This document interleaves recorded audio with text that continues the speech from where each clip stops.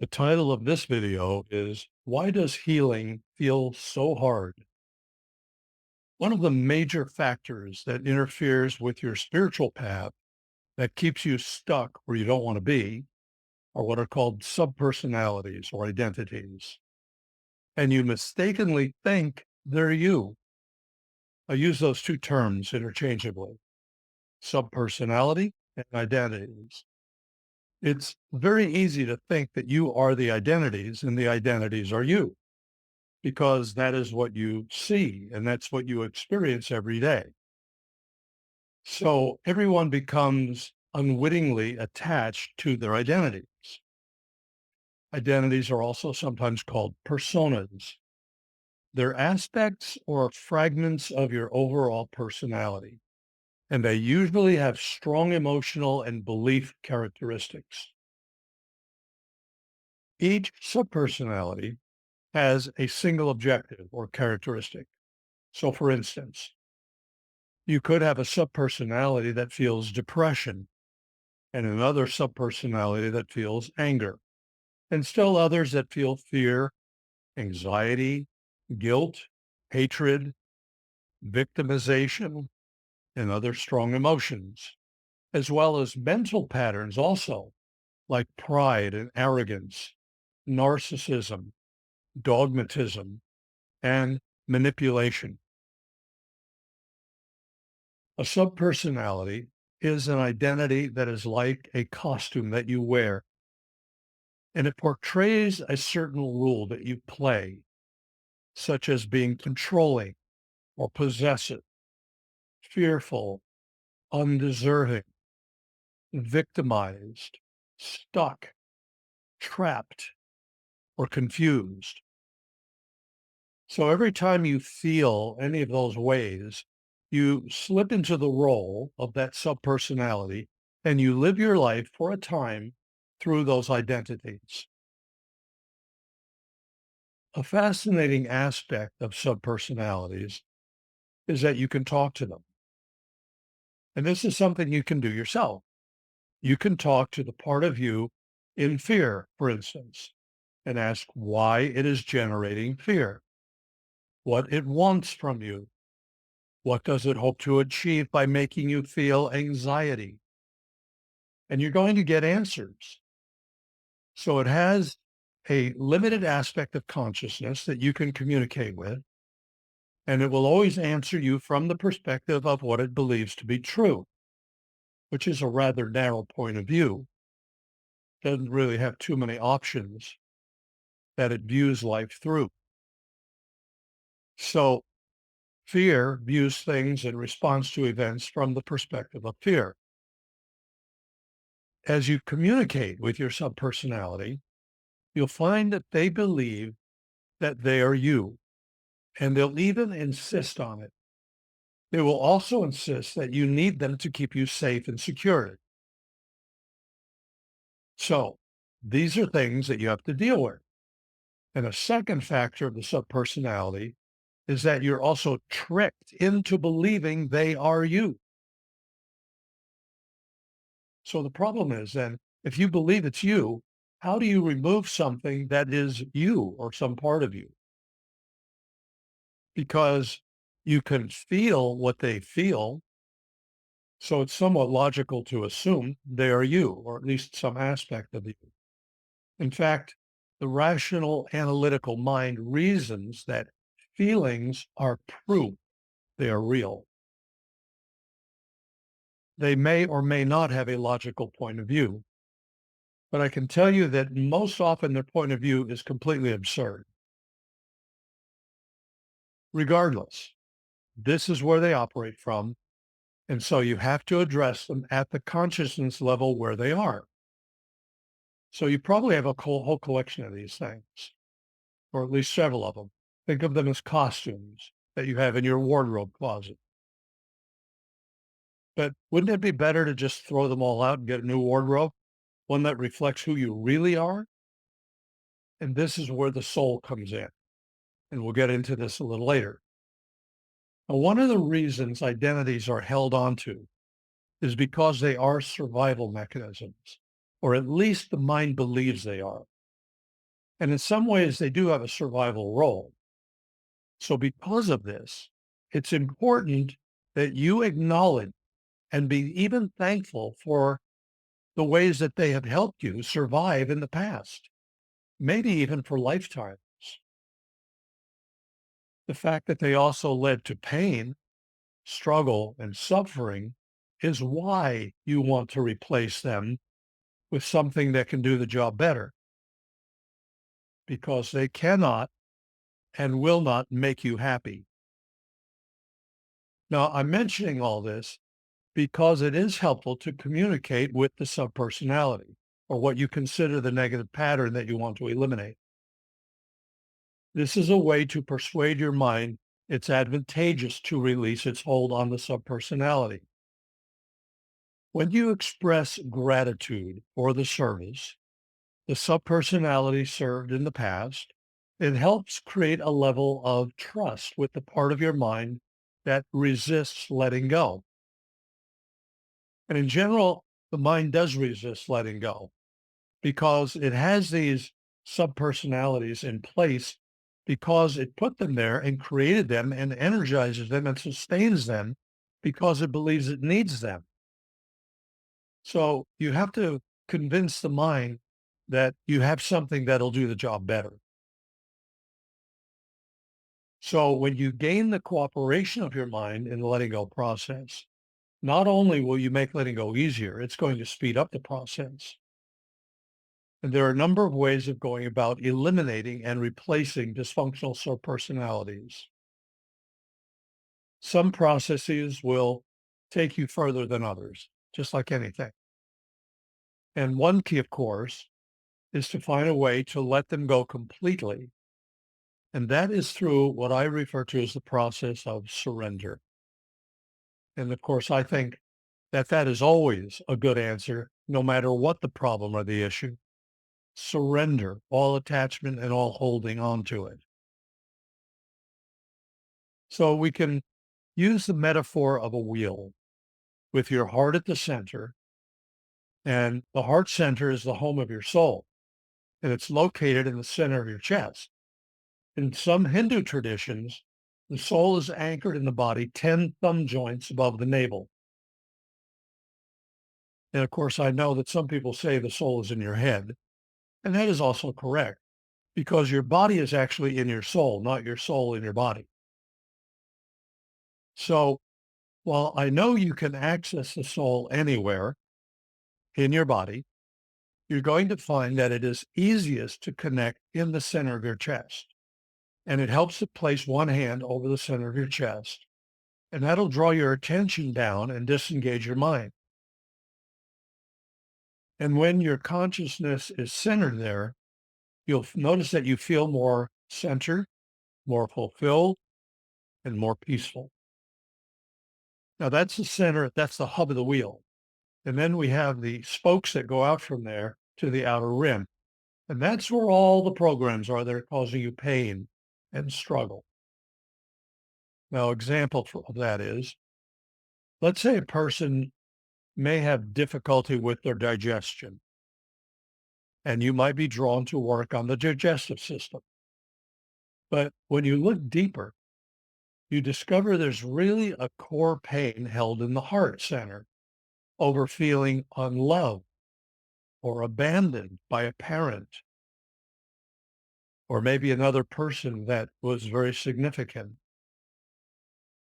And now the person is holding anger in their heart and their solar plexus for having been hurt or heartbroken or abandoned. There might be gripping in the stomach or the solar plexus area. Those symptoms are the spokes and the rim of the wheel where the symptoms manifest. The core is in the heart. That's the source of the pain. And when you heal the heart and the pain that's held there, the spokes and the rim will heal also. Now, this is because you connect with the highest enlightened aspect of the soul through the heart center.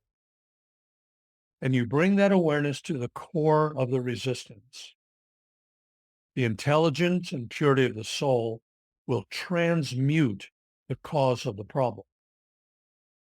It's okay to work on the spoke in the rim directly if you want to. There's nothing wrong with that, and maybe it's a good idea to do that.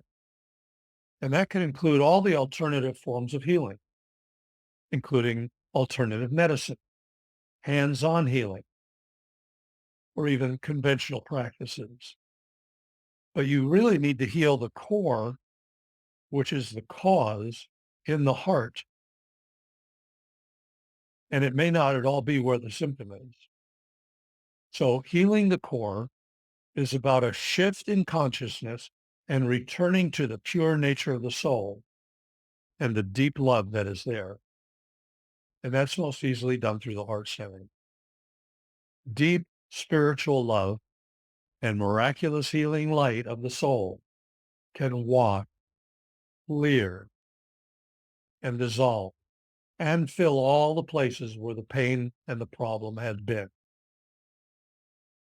You can do aura healing, chakra balancing, energy body healing, etheric and pranic healing, healing touch, mental and emotional body healing, and all the forms of physical healing and psychotherapy. Those are all addressing the spokes in the rim. When you go to the heart and the core and you merge with the soul, that's what brings the deepest transformations and the most permanent ones. Now, there are two fundamental approaches to healing, and I'm going to cover that next. One is from the outside in, and the other is from the inside out. Now, first of all, from the outside in, when you're dealing with something that is up for you, that is like something that's triggering you, you start with the physical feeling of it. Most people focus on describing the pain, and they'll go into their thoughts and they'll go into an analysis of it. They might think, I'll never heal from this. I feel unworthy. I'm not good enough. I'm a loser. I must have done something wrong and now I'm being punished. There's something wrong with me. I always make mistakes. I just can't do it. Now, if you start on that level, you'll find that the mind is very slippery. Some refer to the mind as a psychotic drunken monkey. And if you start by trying to figure things out on a mental level, it's very easy to slip from one stream of thought to another. So here's a better way to approach it. Just three simple steps. Start with the physical. Describe your condition. Secondly, feel the emotions associated with it. How do you feel about it? Three, listen to the voices. What are your inner voices? What are your inner thoughts about this? So let's do this together, starting with step one. Bring something to mind that you'd like to work on and pay attention to your body and notice the symptom and how it shows up in your body.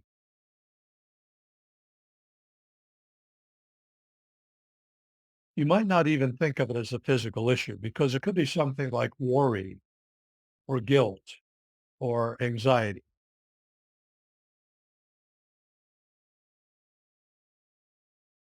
But even if it's an emotion like that, you'll find that there's an area in your physical body where it seems to be centered. So you ask yourself, what do I notice in my body right now with the issue that I'm dealing with?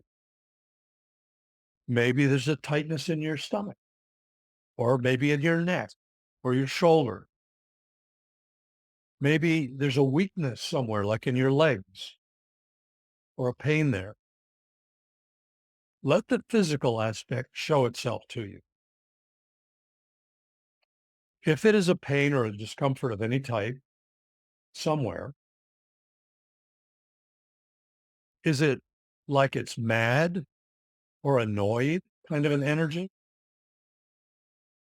Or is the discomfort or tightness more like it's afraid or worried or anxious?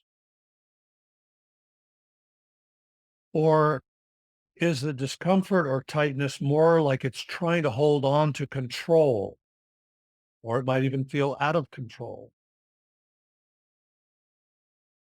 Or is that discomfort or that tight sensation something that feels like stress? The more information that you can gather about the condition, the more you're going to be able to strategize a way to heal it. So now I'm going to have you tune into the nature of the feeling being held in the discomfort. And one way to help you get more in touch with that is to exaggerate what you are feeling in your body. So let's say you're feeling discomfort in your stomach. Well, you can contract and squeeze your stomach just for a few seconds. Or you can do it in your shoulders if your shoulders feel tense. Just squeeze the area. If you're feeling depressed or discouraged or worried, maybe you want to droop down, slump over. Exaggerate the physical and the emotions will surface. So now explore the feelings and the emotions related to the issue that you're addressing. What does it feel like?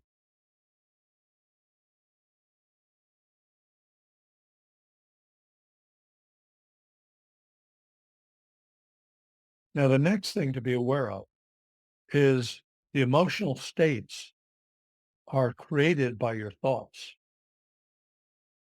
For example, the thought, I'm not good enough, can lead to sadness, discouragement, or guilt, or maybe even depression.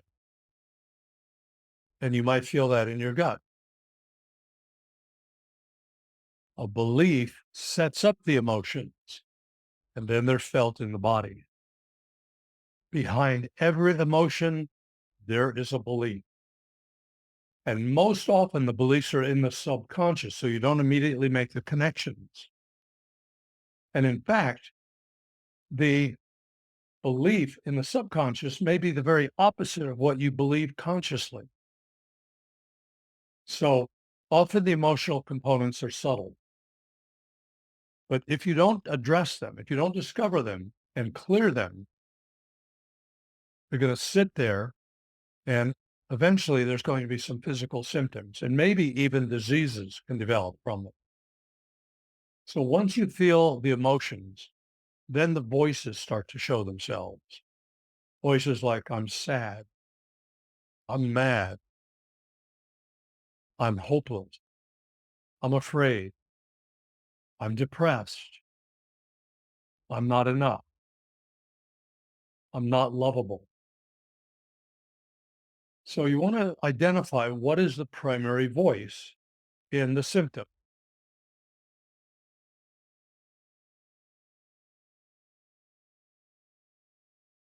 The answers that come to you are the voices that you can then deal with. So you must be willing to face what you're dealing with. If you were taught when you were a child that it's wrong to show anger, or you think it's horrible to feel helpless, and you push it aside, or sadness makes you feel vulnerable, so you tuck it away, suppress it, pretend it isn't there, it will find a way to recycle later in your life. The key to the healing process is willingness. You have to be willing to recognize you have been wrong and face it. If you find you are not wanting to look at something, ask yourself, why not? And unless you're a fully enlightened being, I can guarantee you there's something. Discover what the voices are. Anything less than fully enlightened, what do they say?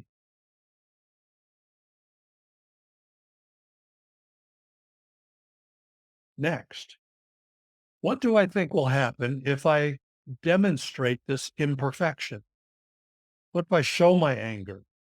What if I demonstrate, feel vulnerable and people see that?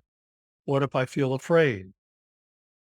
What if I feel stupid or I feel hopeless? I feel anxious. I feel angry. Answering this question will help flesh out your beliefs. And then the follow up question is, what will others think about me?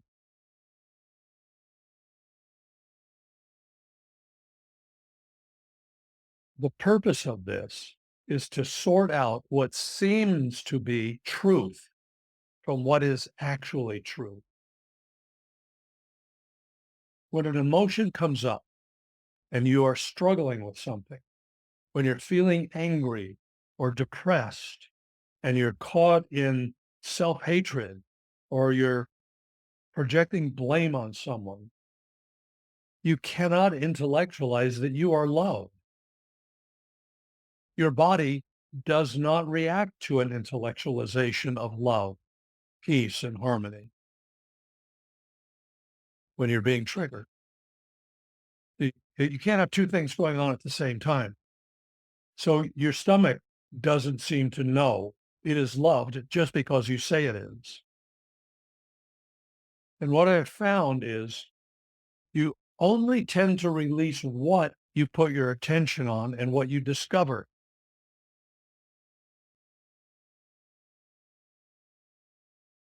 If you have a tendency to ignore it or you're not in touch with it, it's much more difficult to clear off the subpersonality. So you want to acknowledge your thoughts and feelings and then ask your soul and its healing light to merge into those feelings. There's a saying in the realm of subtle energy healing. If you can feel it, you can heal it. When you're in touch with the feeling of it, that's what enables you to get a grip on the thought form. And then you can dissolve it or actually remove it.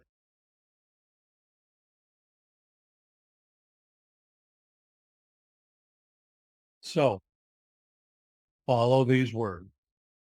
I ask the soul and healing light to merge into these thoughts and feelings and then name it.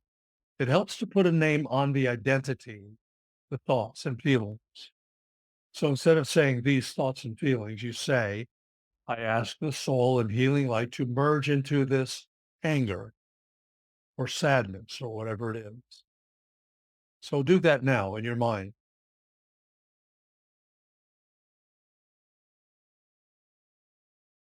Now, next, what often happens when you do this is pictures or memories will start to surface.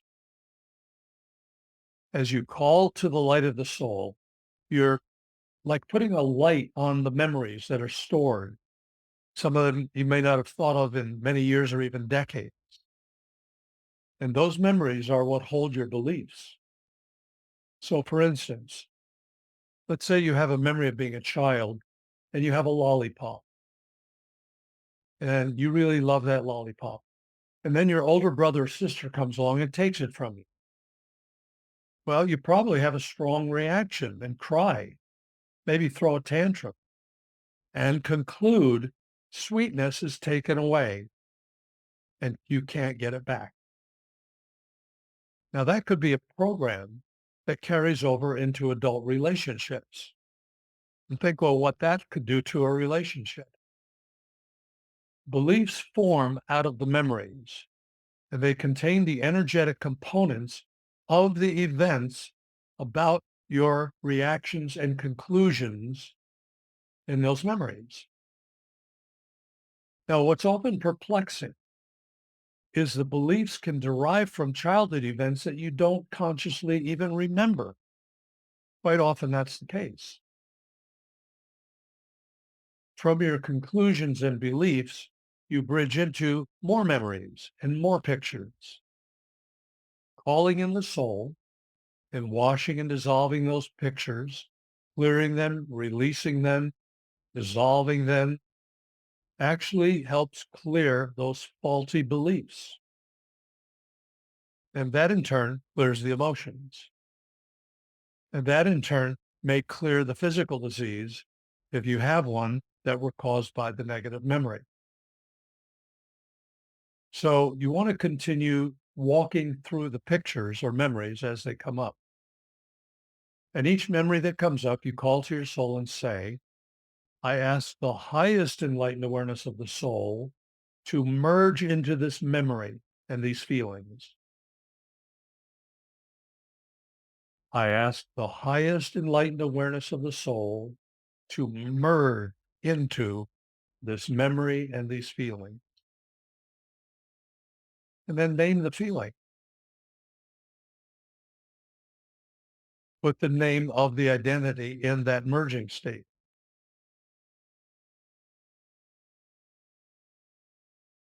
Now, as you do clearing, at some point, a quality will emerge in the process or the meditation.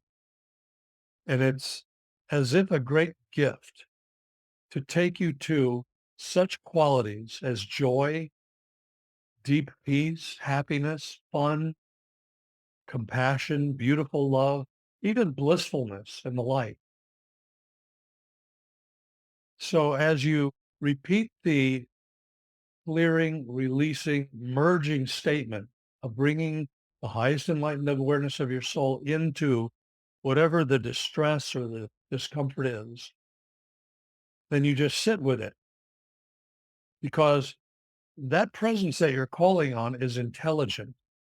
It knows what needs to be done and it knows how to do it. All you have to do is really be open to receive it.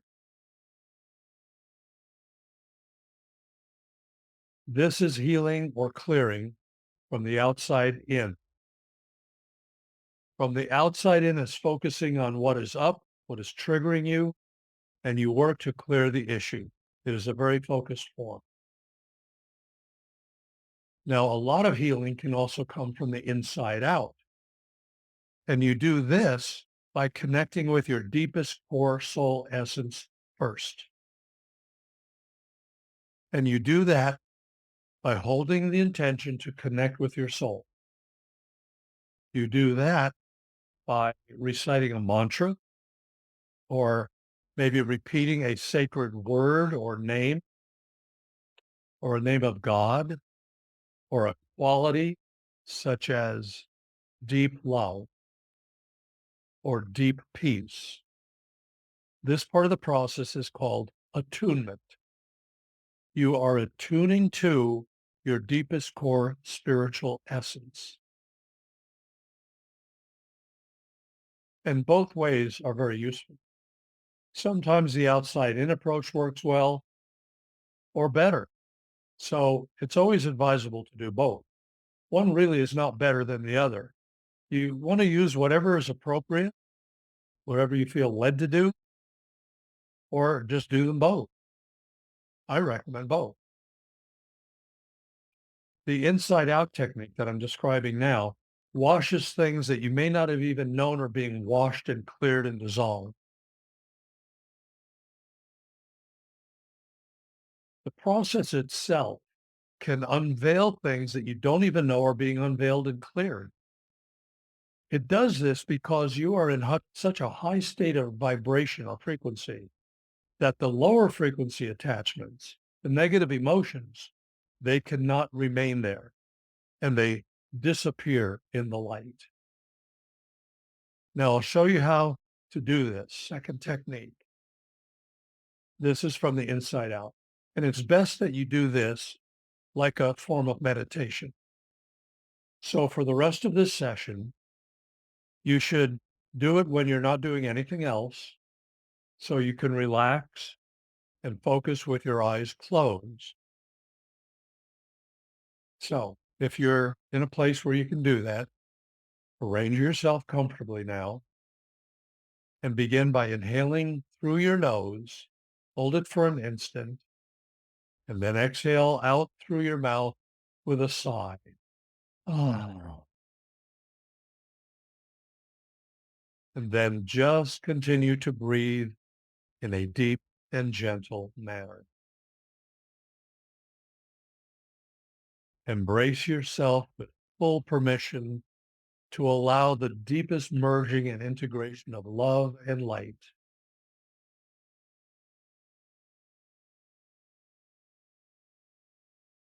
Feel the radiating love, abundance, well-being that comes from being open to receive the soul. All those wonderful qualities are readily available and waiting to be received as you open to receive. Now, in the beginning, you're doing this, you may not notice it all that much, but I'll tell you, if you keep doing it over the coming weeks, you're going to notice some very beautiful experiences that will emerge. You want to feel openness, relaxation, and expansion. So follow these words in your mind and repeat. I love my soul. I love the divine light.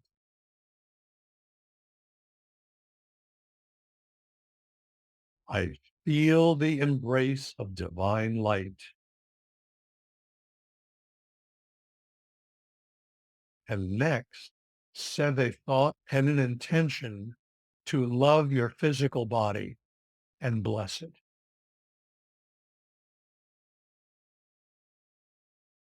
Say these words to yourself. I love this body. My body is made of divine light and infinite energy.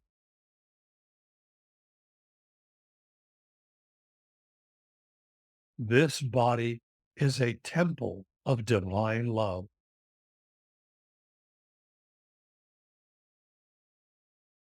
Thank you, my body, for being the home of my soul and spirit.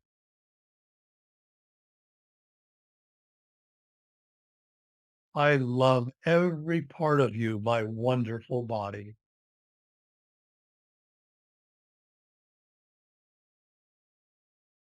I love you, my amazing heart.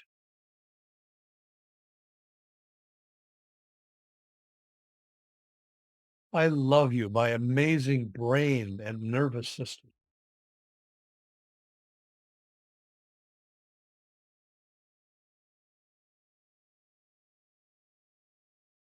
I love you and bless you, my organs, glands, and systems.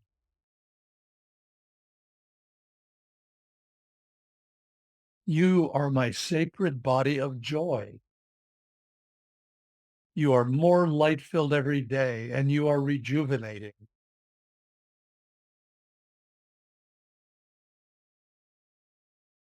You automatically repair and heal quickly.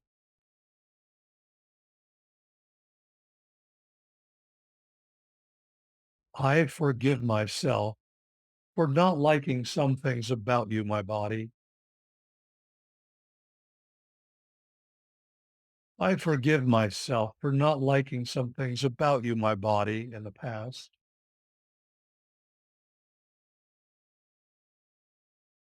I now praise you, my body. I appreciate you, my body.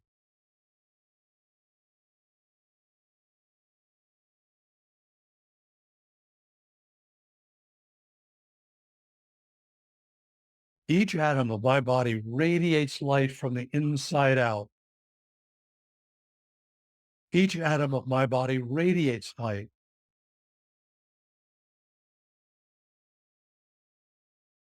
I forgive myself for not liking some things about you, my body.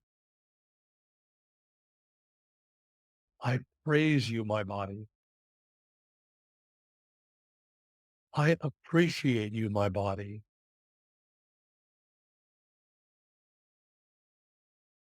Each atom of my body radiates light from the inside out, like the sun, transmuting me into the perfect, healthy blueprint.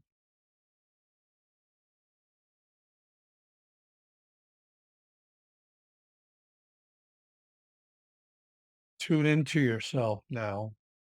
and send love and light to whatever draws your attention. Any part of your body or any feeling that you have, project, embrace, send love and light to that.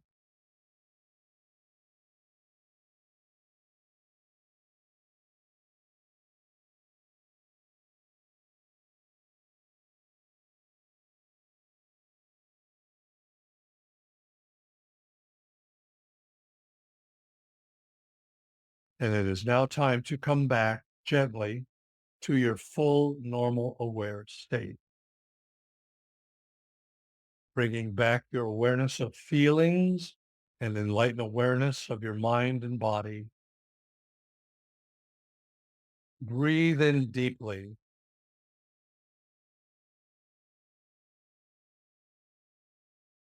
Bring the fullness of your awareness with you. Stay in the embrace of the love and the light. And know that you are already combining this wonderful state more and more into your everyday life. And now open your eyes and see only the beauty of everything as you come all the way back to fully alert and here and now.